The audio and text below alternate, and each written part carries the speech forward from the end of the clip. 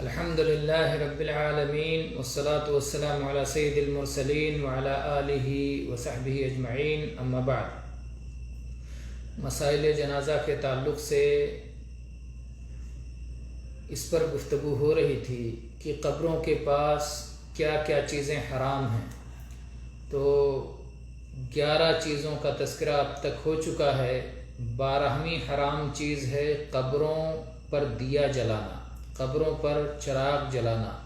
قبروں پر روشنی کرنا، یہ بھی حرام اور ممنوع امور میں سے ہے۔ چنانچہ ہم چلتے ہیں شیخ محمد ناصر الدین البانی رحمہ اللہ کی کتاب احکام الجنائز و بدعہا میں شیخ نے قبر پہ حرام امور میں 12واں حرام کام ذکر کیا ہے، ایقاد السرج عندہا، قبروں کے پاس چراغ جلانا، قبروں کے پاس دیا جلانا، قبروں کے پاس روشنی کرنا، لائٹنگ کرنا، قبروں کے پاس عبادت کی خاطر، یہ حرام امور میں سے ہے۔ اور اس کے دلائل بہت سارے ہیں۔ پہلی دلیل یہ ہے کہ یہ ایک خود ساختہ بدعت ہے، سلف اسے نہیں جانتے، سلف صالحین سے اس کی کوئی دلیل نہیں ملتی۔ اور جناب محمد رسول اللہ صلی اللہ علیہ وسلم کا ارشاد ہے، کل بدعت ضلالہ وکل ضلالۃ فی النار، ہر بدعت گمراہی ہے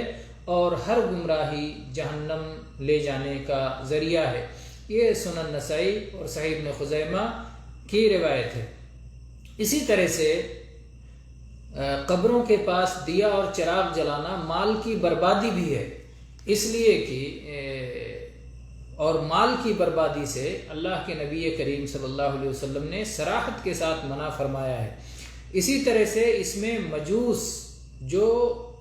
آتش پرست ہوتے ہیں، آگ کے پجاری ہوتے ہیں، ان کی بھی مشابہت ہے، جیسا کہ فقیہ ابن حجر الہیتمی اپنی کتاب الزواجر میں کہتے ہیں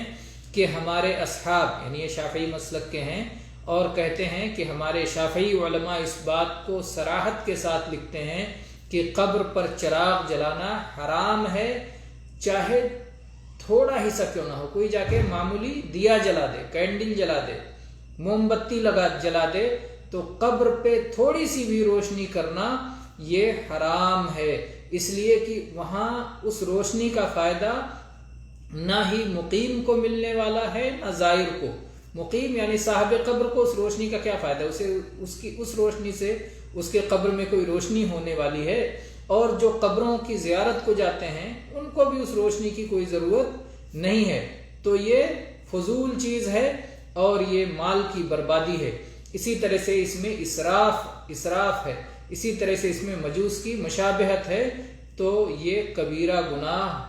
ہو سکتا ہے، بعید نہیں کہ یہ کبیرہ گناہوں میں سے ہو۔ اس کے بعد شیخ البانی رحمہ اللہ فرماتے ہیں کہ فقیہ حیتمی نے جو یہ 3 اسباب بتائے ہیں اس کے قبر پر چراغ جلانے کے گناہ کبیرہ ہونے کے 3 اسباب بتائے ہیں، ایک اسراف، فضول خرچی، اور دوسرے مال کی بربادی، اور تیسرے مجوس کی مشابہت، اور چوتھی وجہ جو کہ سب سے اہم اور سب سے قوی اور مضبوط دلیل ہو سکتی تھی، پتہ نہیں انہوں نے کیوں ذکر نہیں کیا ہے، اور وہ ہے اس کا بدعت ہونا، کہ یہ بدعت ہے اور ہر بدعت گمراہی ہے۔ اس لیے کہ جو لوگ بھی قبروں پر چراغ جلاتے ہیں، دیا جلاتے ہیں، لائٹنگ یا روشنی کرتے ہیں، تو ان کا مقصد کیا ہوتا ہے؟ اللہ کی رضا حاصل کرنا، اس کے ذریعے سے عبادت کرنا مقصود ہوتا ہے، اللہ کو خوش کرنا مقصود ہوتا ہے، کہ یہ ایک نیک کام ہے، اور اسی کو بدعت کہتے ہیں، بدعت اسی کو کہتے ہیں۔ اور جہاں تک یہ انہوں نے ذکر کیا کہ اس روشنی سے نہ مقیم کو فائدہ ہے نہ زائر کو، نہ صاحب قبر کو فائدہ ہوگا اور نہ قبر پر آنے والوں کو فائدہ ہوگا، تو یہ تو ان کا مقصود بھی نہیں ہے۔ جو قبروں پر چراغ جلاتے ہیں ان کا مقصود روشنی کرنا نہیں ہوتا، بلکہ اس کے ذریعے سے برکت حاصل کرنا اور نفع حاصل کرنا اور ثواب حاصل کرنا ہوتا ہے۔ کبھی کبھی وہ دن کی روشنی میں، آفتاب عالم تاب، سورج کے اجالے میں وہ جا کر کے قبروں پر چراغ جلاتے ہیں، تو ظاہر بات ہے اس سے اس کا بدعت ہونا زیادہ سمجھ میں آتا ہے، نہ کہ یہ سارے اسباب۔ پھر اس کے بعد میں شیخ البانی رحمہ اللہ ایک علمی مسئلہ ذکر کرتے ہیں، اور وہ یہ کہتے ہیں کہ اس قبروں پر چراغ جلانے کی ممانعت کے لیے بطور دلیل ایک حدیث ذکر کی جاتی ہے جو شیخ نے ذکر نہیں کیا۔ تو شیخ کہتے ہیں کہ اگر کوئی مجھ سے پوچھے کہ آپ نے وہ حدیث کیوں ذکر نہیں کیا جو بڑی مشہور حدیث ہے اور جس کو اصحاب السنن یعنی ابو داؤد، ترمذی، نسائی، ابن ماجہ، یہ اصحاب سنن ہیں، ان لوگوں نے جسے عبداللہ ابن عباس رضی اللہ عنہ سے روایت کیا ہے، جس کے الفاظ اس طرح ہیں: لعن اللہ زائرات القبور والمتخذین علیہ المساجد والسرج، کہ اللہ تعالیٰ قبر کی زیارت کرنے والیوں پر لعنت کرے اور ان لوگوں پر لعنت کرے جو قبروں کو سجدہ گاہ بنا لیتے ہیں اور جو قبروں پر چراغاں کرتے ہیں، ان پر لعنت ہو۔ تو شیخ کہتے ہیں کہ میں نے یہ حدیث اس لیے نہیں ذکر کیا کہ اگرچہ یہ حدیث بہت مشہور ہے لیکن اس کی سند ضعیف ہے، اور اس کی سند اس لائق نہیں ہے کہ جسے دلیل بنایا جا سکے، اگرچہ کہ بہت سارے مصنفین اس معاملے میں تساہل سے کام لیتے ہیں اور ذکر کر کے خاموش رہ جاتے ہیں، جیسا کہ ابن حجر الہیتمی نے زواجر میں کیا ہے، اور ان سے پہلے علامہ ابن قیم رحمہ اللہ نے زاد المعاد میں کیا ہے، اور اس کے بعد شیخ البانی رحمہ اللہ لکھتے ہیں کہ بہت سارے سلفی اور اہل حدیث ان لوگوں کو دیکھ کر کے پھر وہ بھی ذکر کر دیتے ہیں اور اپنی کتابوں اور رسالوں اور اپنے محاضرات میں اسے بیان کرتے ہیں، جبکہ یہ حدیث ضعیف ہے۔ تو بہرحال یہ شیخ البانی رحمہ اللہ نے ایک علمی مسئلہ ذکر کیا ہے کہ اس حدیث میں چراغ جلانے کا جو مسئلہ ہے وہ ضعیف ہے، البتہ جہاں تک زیارت قبور پر لعنت کا مسئلہ ہے تو وہ بالکل صحیح ہے، اور اس پر بات پہلے تفصیل گزر چکی ہے، اور اسی طرح سے جو مسجد بنانے کا مسئلہ ہے یہ تو بالکل متواتر معنوی ہے، اور یہ بھی صحیح ہے، اس پر بھی اس سے پہلے بات ہو چکی ہے۔ آگے چلتے ہیں، جو چیز حرام ہے وہ ہے 13ویں چیز، میت کے ہڈیوں کو توڑنا، میت کی ہڈیاں توڑنا یہ بھی حرام امور میں سے ہے، اور اس کی دلیل نبی کریم صلی اللہ علیہ وسلم کی یہ حدیث ہے جس میں آپ فرماتے ہیں ان کسر عظم المؤمن حیا ان کسر عظم المؤمن میتا مثل کسرہ حیا، کہ ایک صاحب ایمان کی ہڈیوں کا توڑنا وفات کے بعد ایسے ہی ہے جیسے زندگی میں اس کی ہڈی توڑی جائے۔ زندگی میں کسی کی ہڈی توڑی جائے، کتنا درد، کتنی تکلیف، کتنا نقصان، اس کا کتنا جرمانہ، اس کی کتنی سزا ہے۔ تو مرنے کے بعد بھی ہڈیاں توڑنا زندگی میں ہڈی توڑنے کے برابر ہے، دونوں کو یکساں قرار دیا ہے نبی صلی اللہ علیہ وسلم نے۔ اس حدیث کو امام بخاری نے اپنی کتاب التاریخ میں، اور ایسے ہی سنن ابی داؤد، ابن ماجہ اور طحاوی اور صحیح ابن حبان، اور ایسے ہی منتقى ابن جارود، طبقات ابن سعد، حدیث کی بہت ساری کتابوں میں شیخ رحمہ اللہ نے اس کی تخریج کی ہے، شیخ البانی رحمہ اللہ نے، اور کہتے ہیں کہ اس کی بعض سندیں صحیح مسلم کی شرط کے مطابق صحیح ہیں، اور اسی طرح سے اس کی 2 سندیں، تو یہ تو سب رہیں عمرہ رضی اللہ عنہا سے، اسی طرح سے اس کی 2 سندیں عائشہ رضی اللہ عنہا سے بھی ہیں، ایک مسند احمد میں اور اسی طرح سے دوسری دارقطنی میں، اور ابن ماجہ میں یہ الفاظ زیادہ ہیں فی الاسم، کی گناہ میں، یعنی مردے کی ہڈیاں توڑنا، ایمان والے مردے کی ہڈیاں توڑنا زندہ کے ہڈیاں توڑنے کی طرح ہے گناہ میں۔ گناہ میں یہ لفظ ابن ماجہ میں زیادہ ہے، لیکن یہ الفاظ ضعیف ہیں، یہ اس کی سند ضعیف ہے، لیکن معنی جو ہے درست ہے، معنی درست ہے، کیونکہ یہی اس کی تفسیر ہو سکتی ہے کہ گناہ دونوں کا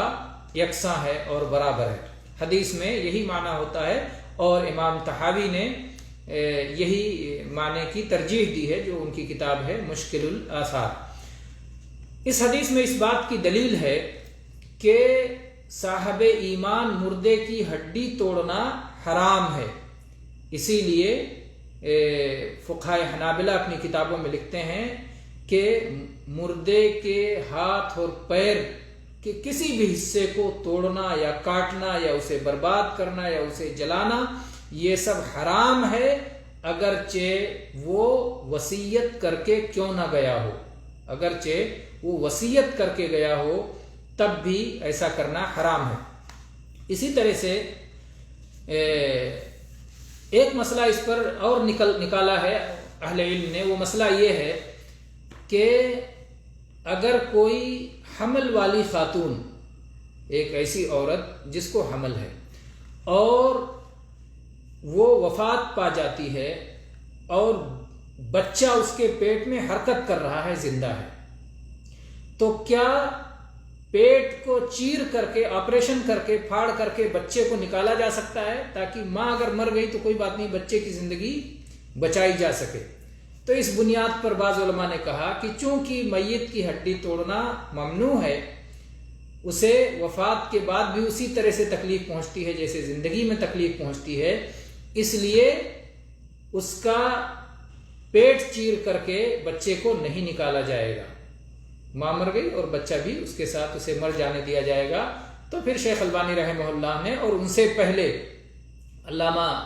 محمد رشید رضا مصری، بہت مشہور عالم ہیں، انہوں نے انکار کیا ہے کہ نہیں، یہ بات درست نہیں ہے، کیونکہ اس حدیث سے یہ مسئلہ ثابت نہیں ہوتا، کیونکہ نبی صلی اللہ علیہ وسلم نے ہڈی توڑنے سے منع کیا ہے، اور جب پیٹ کا آپریشن کیا جاتا ہے، پیٹ کو چیرا جاتا ہے، تو اس میں ہڈی تو نہیں توڑی جاتی ہے، ہڈی توڑنا اس میں ہوتا ہی نہیں ہے۔ اور یہاں ایک تو وفات پا گئی، ماں وفات پا رہی ہے جس کے پیٹ میں بچہ ہے، اب بچہ جس کی زندگی بچنے کی امید ہے، تو ہمیں زندگی بچانے کے لیے آپریشن کر کے اگر اسے نکال لیا جاتا ہے تو یہ بالکل درست اور جائز معاملہ ہے۔ اور شیخ البانی رحمہ اللہ فرماتے ہیں کہ یہی بات برحق ہے، اگر بچہ مکمل ہو چکا ہے اور اس کی زندگی بچنے کی توقع ہے تو اسے پیٹ چیر کر کے، آپریشن کر کے بچے کی جان بچا لی جائے گی اور بچے کو نکال لیا جائے گا۔ اگر معتبر ڈاکٹر اور یہ مشورہ دیتے ہیں کس طرح سے بچے کی جان بچ سکتی ہے، اور خصوصاً کبھی ایسی صورتحال بھی ہو سکتی ہے کہ بچے کا کچھ حصہ باہر نکلا اور ابھی کچھ حصہ باہر نہیں نکلا کہ ماں کی وفات ہو گئی اور ضرورت ہے کہ آپریشن کر کے بچے کو جلدی سے باہر نکال لیا جائے، تو ظاہر بات ہے یہ تو بدرجہ اولا، جب پورا پیٹ چیر کے نکالا جا سکتا ہے تو اگر بچے کا کچھ حصہ نکل گیا ہو تو پھر بدرجہ اولا اس کو پورا باقی نکالا جائے گا۔ تو یہی امام ابن حزم کا بھی مذہب ہے، اور شیخ البانی رحمہ اللہ فرماتے ہیں کہ یہی برحق ہے انشاءاللہ۔ اسی طرح سے اس حدیث سے ایک مسئلہ اور نکالا گیا ہے، اور وہ یہ ہے کہ کسی مسلمان کی قبر کو کھودنا حرام ہے، کسی مسلمان کی قبر کو کھودنا حرام ہے، اس لیے کہ قبر کھودنے میں خطرہ ہے کہ اس کی ہڈیاں ٹوٹ سکتی ہیں، کھدائی میں اگر احتیاط نہیں کیا گیا یا کافی دنوں کے بعد کھودا جا رہا ہے، قبر کو اکھاڑا جا رہا ہے تو کہیں بھی ہڈی پہ کدال پڑ سکتا ہے، ہڈی ٹوٹ سکتی ہے، تو اس لیے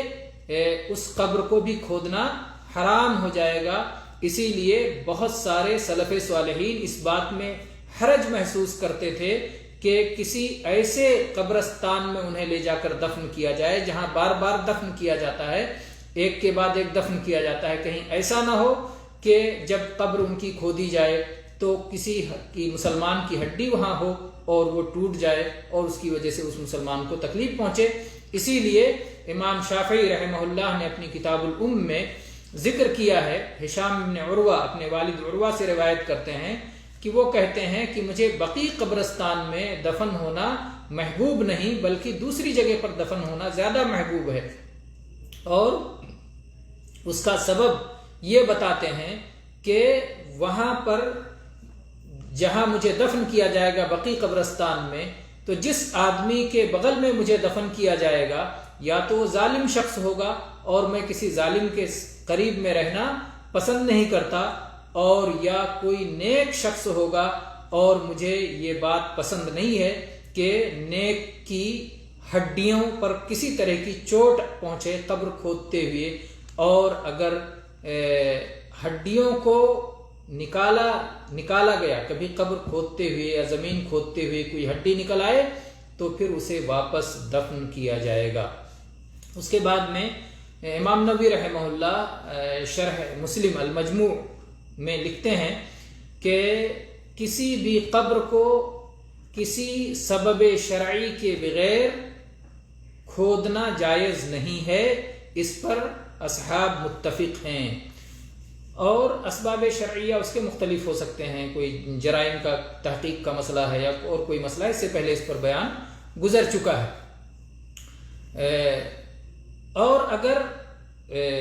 دفن پر ایک زمانہ گزر چکا ہے کہ میت کی ہڈیاں اور گوشت سب مٹی میں مل چکے ہیں اور وہاں ساری مٹی ہو چکا ہے، سب کچھ مٹی ہو چکا ہے، تو اسی صورت میں قبر، وہاں پر اس پرانی قبر کی جگہ پر قبر کھودنا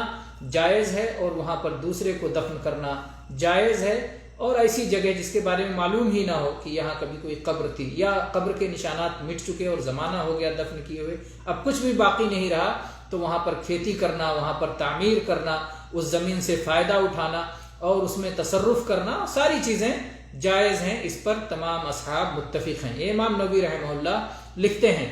لیکن یہ سب ایسی صورت میں جب میت کے کچھ بھی آثار باقی نہ ہوں، وہاں کوئی ہڈی باقی نہ ہو اور کوئی چیز وہاں باقی نہ ہو، اور یہ مختلف زمینوں میں، مختلف ملکوں میں وہاں کے اثرات کے حساب سے الگ الگ ہو سکتا ہے کہ ایک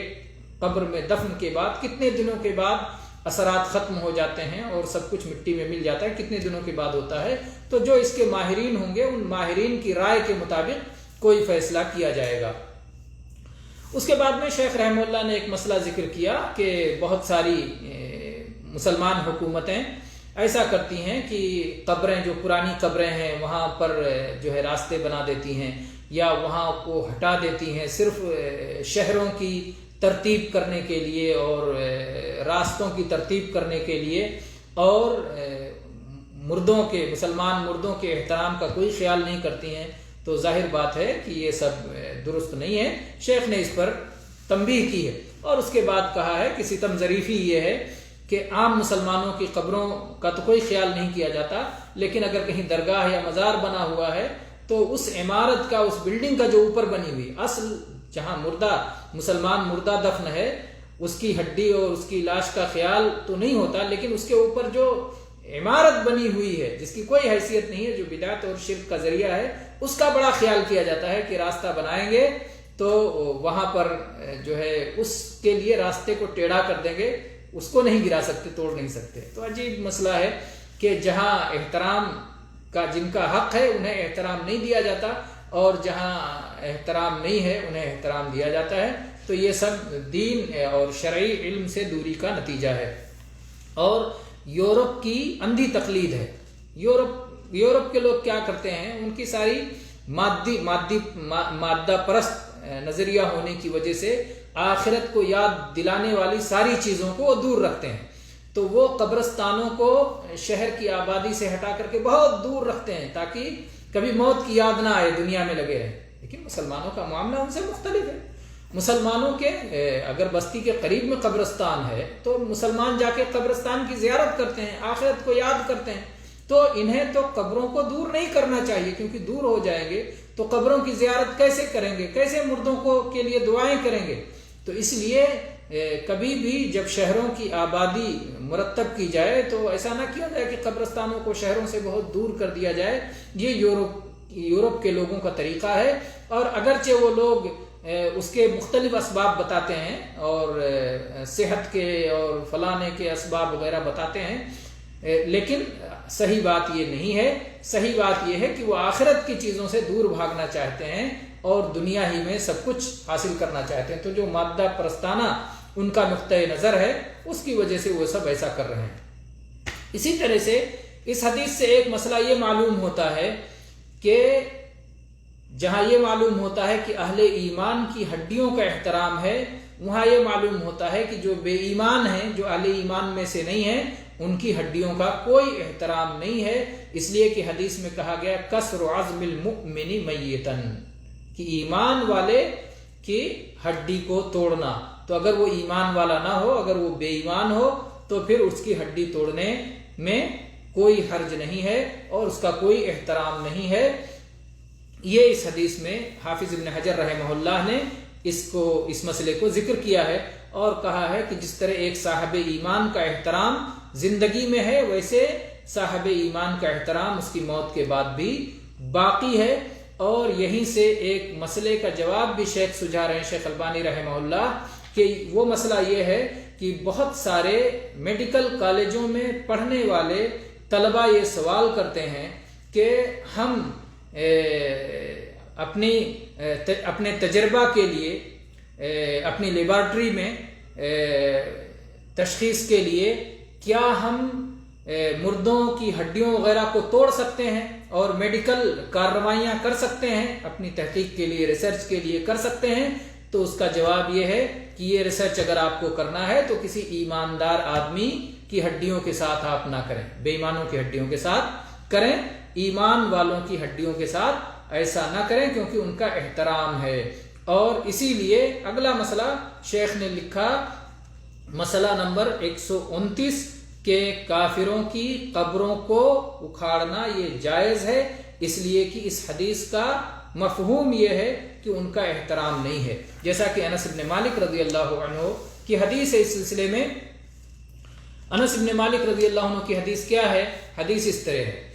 کہتے ہیں کہ نبی کریم صلی اللہ علیہ وسلم مدینہ تشریف لائے اور پھر مدینہ کے ایک محلے میں، مدینہ کی بلند سرزمین پر ایک محلے میں آپ نے نزول فرمایا، آپ نے پڑاؤ ڈالا۔ اس محلے کا نام تھا بنو عمرو بن عوف، اور اللہ کے نبی صلی اللہ علیہ وسلم اس میں 14 دن تک رکے، آپ نے وہاں قیام فرمایا، اور اس کے بعد میں بنی نجار کے لوگوں کے پاس آپ نے پیغام بھیجا۔ وہ لوگ تلوار حمائل کیے ہوئے، ہتھیار بند آپ کے استقبال کے لیے آئے اور کہہ رہے ہیں کہ میں گویا نبی کریم صلی اللہ علیہ وسلم کو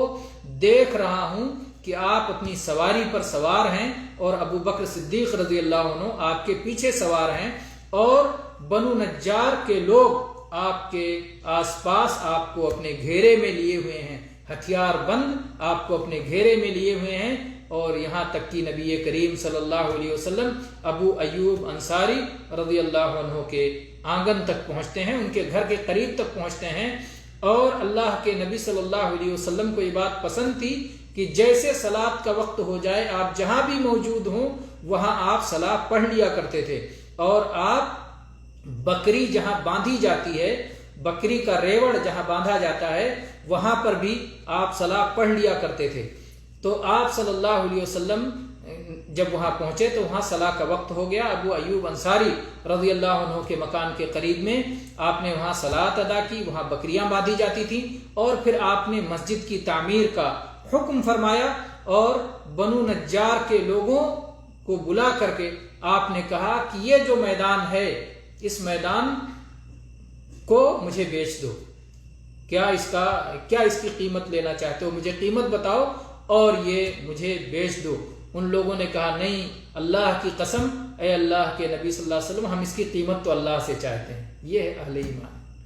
ہم اس کی قیمت اللہ سے چاہتے ہیں، اللہ کے نبی صلی اللہ علیہ وسلم، یہ اللہ کے لیے وقف ہے۔ اور اس جگہ میں کچھ مشرکوں کی قبریں تھیں، اور کچھ کھنڈرات تھے، اور کچھ کھجور کے درخت تھے۔ نبی کریم صلی اللہ علیہ وسلم کے حکم سے مشرکین کی ان قبروں کو وہاں سے اکھاڑ دیا گیا، اور جو کھنڈر اور ویرانہ تھا اسے توڑ کر برابر کر دیا گیا، اور جو کھجور کے پیڑ تھے انہیں کاٹ دیا گیا، اور اس کے بعد میں کھجور کے پیڑوں کو قبلہ کی سمت میں لگا دیا گیا، اور دونوں کناروں کو، مسجد کے دونوں کناروں کو جو ہے پتھر سے بنایا گیا۔ اور اس کے بعد میں صحابہ کرام جب پتھر ڈھوتے تھے مسجد کی تعمیر کے لیے، مسجد نبی کی تعمیر کے لیے پتھر ڈھوتے جاتے تھے اور یہ شعر گنگناتے جاتے تھے۔ نبی کریم صلی اللہ علیہ وسلم بھی ان کے ساتھ تھے، اور آپ بھی اینٹیں ڈھوتے تھے، اور آپ کہتے تھے ھذا الحمال لا حمال خیبر ھذا ابر ربنا واطہر اللہم لا خیر الا خیر الآخرہ فاغفر للانصار والمہاجرہ، کہ یہ بوجھ، یہ خیبر کا بوجھ نہیں ہے اے ہمارے رب، یہ بہت پاکیزہ اور بہت نیکی کا بوجھ ہے۔ یہ مسجد کی تعمیر کے لیے۔ خیبر کا بوجھ کیا ہے؟ خیبر میں کھجوروں کے باغات تھے، وہاں سے کھجوروں کے پھل توڑے جاتے تھے، اس کو بیچا جاتا تھا، تو وہاں کا بوجھ وہ دنیاوی مال و متاع اور دنیاوی نفع کے لیے۔ لیکن مسجد کی تعمیر کے لیے جو اینٹیں اٹھائی جا رہی ہیں، جو پتھروں کا بوجھ اٹھایا جا رہا ہے، مسجد کی تعمیر کے لیے بہت پاکیزہ بوجھ ہے، اور یہ آخرت کے خیر کے لیے کیا جا رہا ہے۔ پھر اللہ کے نبی صلی اللہ علیہ وسلم یہ شعر بھی پڑھتے تھے، اللہم لا خیر الا خیر الآخرہ، اے اللہ خیر اور نعمت تو آخرت ہی کی نعمتیں اور آخرت ہی کی بھلائیاں وہی تو خیر و نعمت ہیں۔ فاغفر للانصار والمہاجرہ، یا اللہ تو مہاجرین اور انصار کی مغفرت فرما دے، انہیں بخش دے۔ اور عائشہ رضی اللہ عنہا کی روایت میں اس شعر کے الفاظ اس طرح ہیں، اللہم ان الاجر اجر الآخرہ فرحم الانصار والمہاجرہ، یا اللہ اجر و ثواب تو آخرت کا اجر و ثواب ہے، اصل بدلہ تو آخرت کا بدلہ ہے، اے اللہ انصار و مہاجرین پر تو آخرت میں رحم فرما۔ تو یہ حدیث بخاری مسلم ان کے علاوہ بھی حدیث کی کتابوں میں ہے، انس رضی اللہ عنہ کی روایت ہے اور سیاق انہی کا ہے، بخاری میں عائشہ رضی اللہ عنہا کی روایت ہے۔ اور اسی طرح سے اس حدیث کی شرح میں حافظ ابن حجر رحمہ اللہ فتح الباری میں لکھتے ہیں کہ اس سے معلوم ہوتا ہے کہ اگر کوئی قبرستان انسان کی ملکیت میں آ جائے، چاہے ہبہ کے ذریعے چاہے خرید و فروخت کے ذریعے، تو پھر اس میں آدمی تصرف کر سکتا ہے۔ قبرستان انسان کے حصے میں آیا، کسی نے اس کو ہبہ کیا یا اس نے اسے خریدا، تو پھر وہ اس میں تصرف کر سکتا ہے، اور پرانی قبروں کو جو کہ مٹ چکی ہوں، جن کے نشانات ختم ہو چکے ہوں، ان کو اکھاڑا جا سکتا ہے، خصوصاً جبکہ ان کا احترام نہ ہو، ان قبروں کا احترام نہ ہو، غیر محترم قبریں ہوں، جیسا کہ بتایا گیا کہ یہ اہل ایمان کی قبریں نہ ہوں۔ اور اسی طرح سے یہ بھی معلوم ہوا کہ مشرکین کی قبروں کو اکھاڑے جانے کے بعد وہ جگہ پھر بالکل صاف ستھری ہو جاتی ہے، پاک ہو جاتی ہے، اور وہاں پر صلاۃ بھی پڑھا جا سکتا ہے، اور وہاں پر مسجد بھی بنائی جا سکتی ہے، جبکہ اس زمین کے اندر سے ان ساری چیزوں کو نکال دیا گیا ہو اور وہاں پر مسجد کی تعمیر کرنا جائز ہے۔ اور ان باتوں پر شیخ رحمہ اللہ نے اپنی کتاب کو مکمل کر دیا۔ اس طرح سے احکام الجنائز یعنی جنائز کے مسائل کا بیان یہاں پر مکمل ہو گیا، اور اس کے بعد میں شیخ نے دعائے کفارۃ المجلس لکھ کے اس کو ختم کر دیا، اور کتاب کا اگلا حصہ جنائز کی بدعتیں، انشاءاللہ 1-2 دن میں جلدی سے جنائز کی بدعتیں بیان کر کے اس سلسلے کو ہم بھی مکمل کر دیں گے۔ تو آج کا درس اس پر مکمل ہوتا ہے۔ سبحانک اللہم و بحمدک، اشہد ان لا الہ الا انت، استغفرک و اتوب الیک۔